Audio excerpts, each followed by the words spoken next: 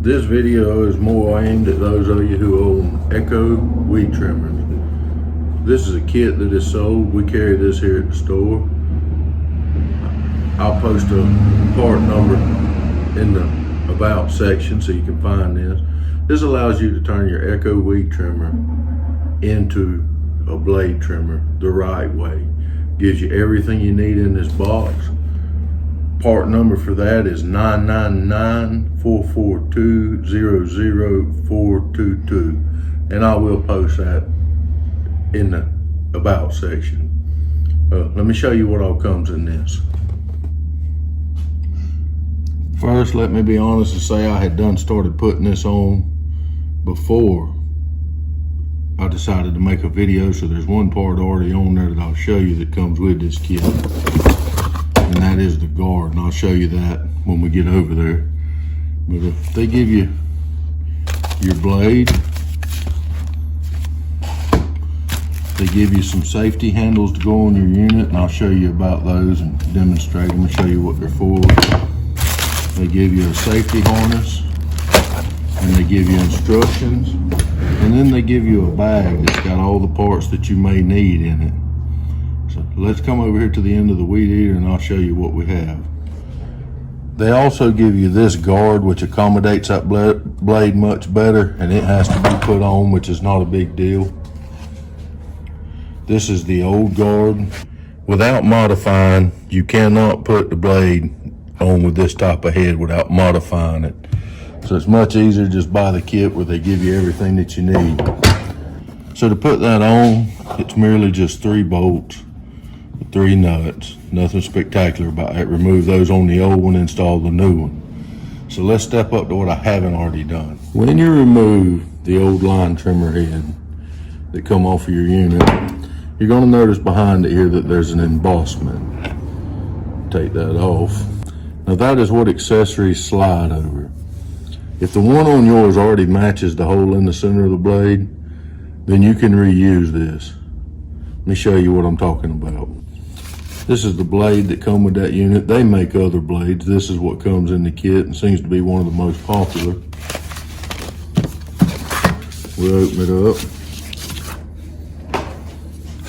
And this is what we find. There is a direction of travel on it that needs to be matched on the back side with the corresponding direction on it, which on an Echo means that the word will be looking up at you when you're holding it in usable mode. Now that embossment needs to fit that hole, and as you can see, it does not. So in this kit, they give you a couple different options. The option that we'll need today will be this one. As you can see, that fits that hole. So you want to slide that on. Once that's on, just like removing heads, you're going to line that hole in the piece up with this groove so that you can put your stock tool. It should slide in. Then you're going to install your blade, making sure that it catches on that embossment. Make sure that your pin is locked in the side. Then you have a backer plate. That'll go on the top with the recessed part facing up so that it protects your nut and your threads. Then you're going to install your nut. Then while you hold that line-up pin in, on this particular model we'll use an 11/16. Remember that thread is reversed. Then you're going to snug it down. Before you final tighten, I suggest that you pick it up, inspect it, make sure that blade's on that embossment and that there are no gaps, especially under here. Once you've looked at it and determined that it is where it's supposed to be, now we can tighten that on up. If you'll notice in this head, there's a hole through that shaft. This is a secondary safety precaution. I strongly suggest that you put a pin in that, and that way if for some reason that nut does vibrate back off, this will keep it from coming completely apart till you can get the unit stopped. All right, the blade is completely installed now. everything turns freely. So now I'm gonna show you how to put on a couple of safety devices that come with this that you really need. Now to operate this safely with this on it, this is the handle that you hold on to. You need to install a barrier bar. That gives you a certain amount of safety procedures. When we're done, I'll kind of give you a demonstration on how that helps. First thing you need to do is decide which barrier bar you need. These are your barrier bars. On our handle configuration here, we have 4 screws with a back plate on the bottom. You're going to remove these screws. The back plate you won't reuse.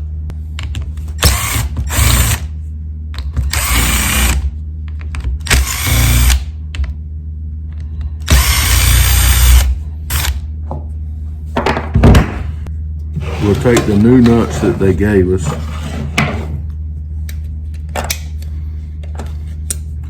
and drop down into that barrier bar. Try to make sure they're in there pretty square so that when you start trying to screw your bolt in, everything will line up.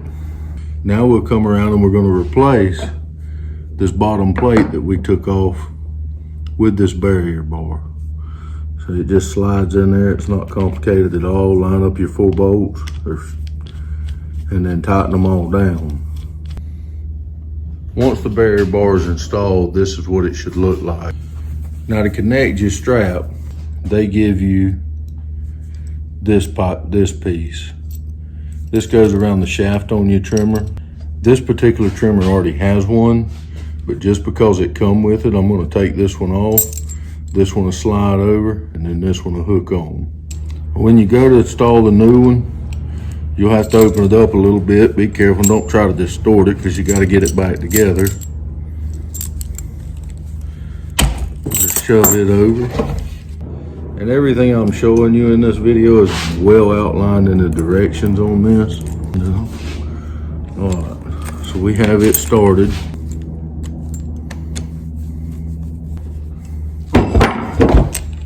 And now you can hook your harness on that if you use your harness. That barrier bar is very important.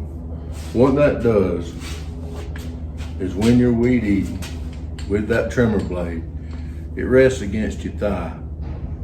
If you more predominantly use the trimmer on your other side because you're left-handed, then that bar needs to be turned around. But that way if it kicks, it's giving you something that it can work back against. And that's the whole purpose of that. So that really needs to be installed. And that's pretty much how you turn your trimmer into a brush cutter, the right way. As I told you, these kits are available at the store. I'll post some links and item numbers down in the about section. If I can help you with one of these, come see me, and I appreciate y'all joining me, and y'all have a good afternoon.